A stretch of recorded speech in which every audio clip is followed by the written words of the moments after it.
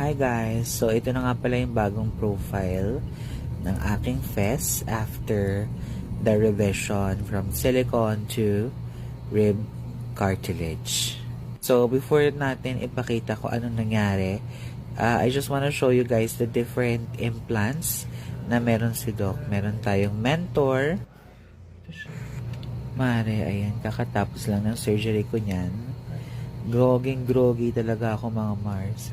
Ay, And mga Mars, pain level 10 out of 10 mga This is Mars. 10 out of 10.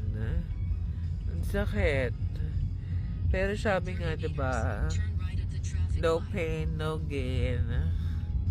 Super groggy ako mga Mars. Update na lang ako pagdating ko sa bahay. So guys, we're finally back home. And magpapahinga lang ako for today. So sinamahan ako ng